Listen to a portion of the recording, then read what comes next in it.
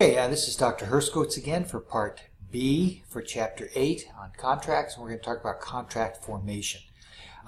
So, to actually form a contract, there must be an offer, and that is given by the offeror, and then that offer must be accepted, that's by the offeree, and that comes up with an agreement, a meeting of the minds between the offeror and the offeree. That does not make a contract in itself.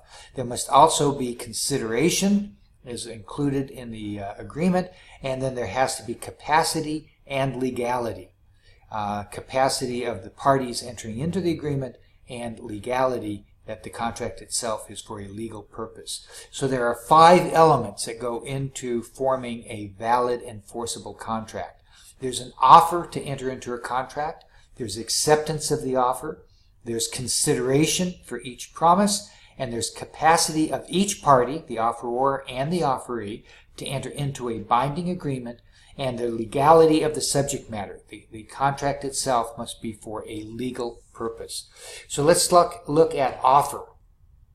An offer must contain a specific promise or a specific demand.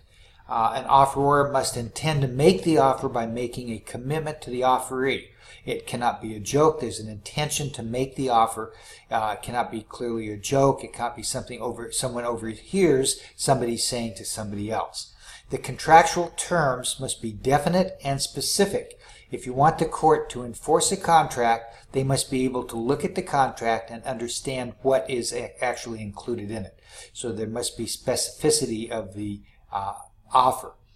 Okay, the offer may be terminated by the offeror if before acceptance the offeror revokes the offer. So before somebody says, yes, I agree, the offeror comes back and says, no, I revoke my offer, it's off the table, you cannot form a contract. The rejection of the offer by the offeree. The offeree says, no, I don't accept your offer, it's terminated.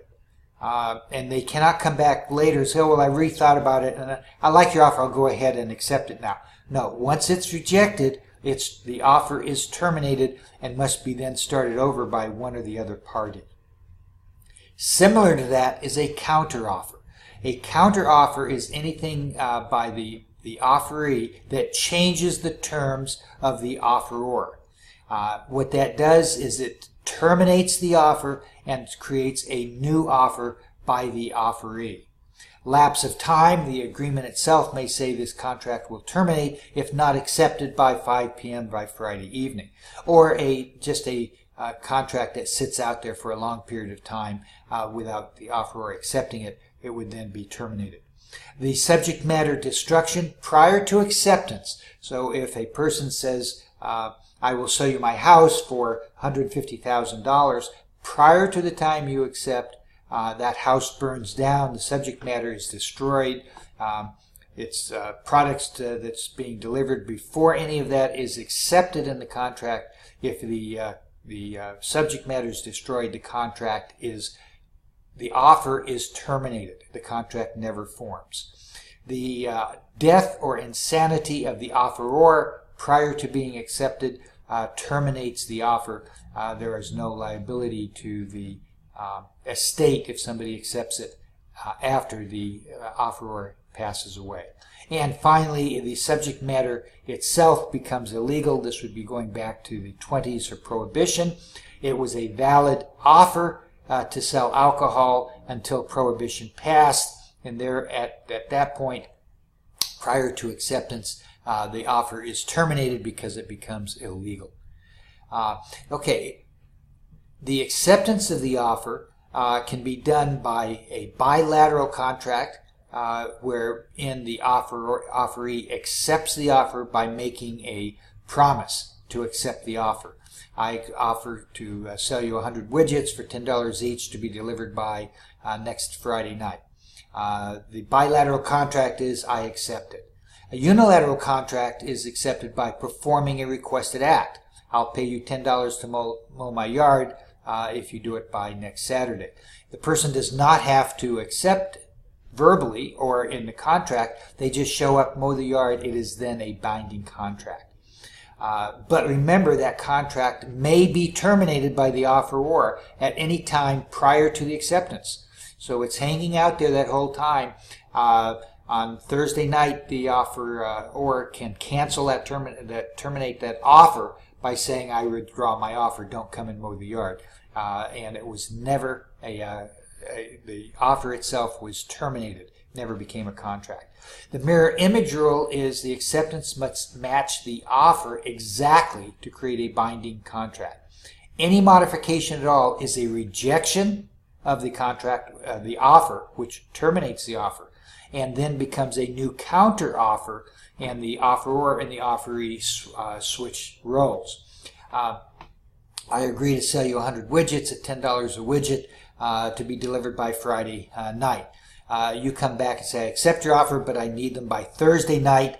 That is a rejection of the offer. It's a counter offer. The offer is rejected. It is terminated, and it becomes a new offer where the party says, I now agree to buy these widgets at $10 and delivery on Thursday, which then the original offeror must either accept or reject. Acceptance of an offer under the UCC deals with merchants, sale of goods and commerce. Be aware of it, but we're not going to spend a lot of time on that. Silence is not acceptance. You cannot say in a contract, if you don't accept this contract by Friday at 5 o'clock, I will deem it accepted. You cannot force somebody into having the implied contract accepted by silence. They must be an affirmative acceptance. The mailbox rule says that acceptance becomes legally binding upon the offeror when the offeree deposits it within the postal service. Today that would be sending it by UPS, by FedEx, things like that. The mailbox rule says that once the acceptance has been accepted, there is an agreement and it can become a binding contract, even though the offeror does not yet know. So if an offeror is having second thoughts and says, I withdraw my offer, if the offeree has already accepted it, it's too late. So the mailbox rule says the contract comes into being when the acceptance is legally mailed. But merely having an agreement will not form a contract. That is only two parts, offer and acceptance, of the 5 elements needed to form an enforceable contract. And so one of the key areas is consideration. And consideration is a legal benefit or the suffering of a legal detriment. An agreement not to sue somebody is consideration because they have the right to sue them. So if you accept a payment not to sue, then you've given up the right to sue. There's a contract that's enforceable. You will sometimes see what's called an accord and satisfaction. This is where somebody says this is in full consideration of any amounts due. This is used to resolve disputes over an amount. You will sometimes see the back of a check. A person will say in full accord and satisfaction, and they sign it. When that check is cashed, the other party has accepted it, and they cannot come back and say you still owe me money. So accord and satisfaction is a way of resolving a dispute over an amount that may be disputed. Pre-existing obligation is no consideration. Look at the Robert Chuckow Construction v. Gao case. If a person is already obligated to do something, then they cannot use that as a consideration for amending the contract. Also, prior consideration, performance that was done prior to the discussion of the agreement, before the meeting of the minds, is not consideration either.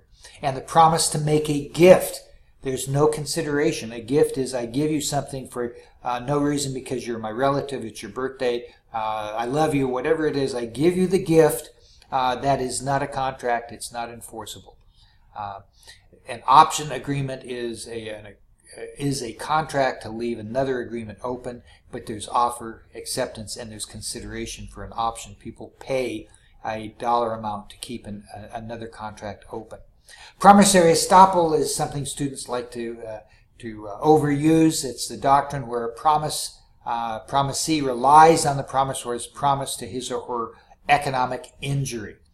It's an equitable relief. It's used very seldom, but but as I say, in some of our cases, students tend to want to overuse this concept. But it is to the economic injury of the person. There's a lot of additional things into it, so be careful on trying to solve all the problems through promissory estoppel. Look at the case of Vasilikovoska v. Woodfield Neeson, talking about a deal that they wanted to do a gambling, which was illegal, and so they required the plaintiff to arbitrate the claim instead of going to court. That was a enforceable contract. That was not a gambling. That was a different case. Capacity of the parties. Minors cannot legally be bound to contractual promises with the exceptions of necessities of life. But the contract is not void, it is voidable, which means that if the one party tries to enforce the contract against a minor, that minor may then say, no, I'm a minor and I void the contract.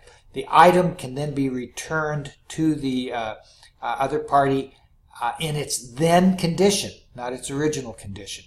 So if you make a contract to sell a car to an underage teenager, they go off and they wreck the car, they can bring the car back in pieces and get their money back because they have the right to void the contract with a minor.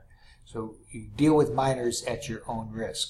Intoxicated or mentally incompetent persons, again, the contracts are voidable if it can be proved that the person's incompetence goes to the point they could not really understand what they were signing, or they were so intoxicated that they had lost actually control of their own ability to make decisions. That contract is voidable. However, if that contract is voided, the subject of the contract must be delivered back in its original condition. There must be a lawful purpose to the contract. Sometimes your covenants not to compete are deemed illegal. So we have different terminology for the enforcement. You have a valid contract that can be enforced, an unenforceable contract, one that the court will not enforce for reasons like statute of frauds or statute of limitations. You have a void contract, which is an illegal contract. It's void ab initio. It's void from the beginning. Nothing can save it. And then you have a voidable contract, which means that for fraud, for capacity, that the one party has the right to void it but is not obligated to do so. Unenforceable contracts, the statute of frauds says that certain contracts must be in writing. And that's basically dealing with any interest in land, a promise to pay another's debt, contracts that cannot be performed within a year, or the sale of goods of $500 or more. These contracts must be in writing.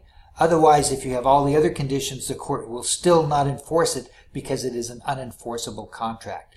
The other one is statute of limitations, which we talked about previously. Exceptions to the writing requirement is if there's part performance, if they're in a judicial setting and they admit to the contract, and certain rules under the UCC require it. A void contract is illegal purpose. It's illegal when it's formed. There is no being able to resurrect it. Mutual mistake, but that mistake has to be one of something other than the value. Voidable contracts are fraud, mistake, a unilateral mistake, duress, undue influence. A person can void the contract under these conditions. Oral contracts are binding. They are legal, and do not think because it's oral that it cannot be enforced. It's more difficult to enforce because the jury has a harder time understanding what the real agreement was. But oral contracts can be enforced unless the contract itself must be in writing due to the statute of fraud or some other requirement.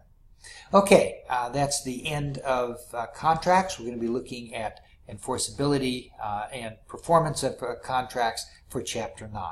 Thank you very much.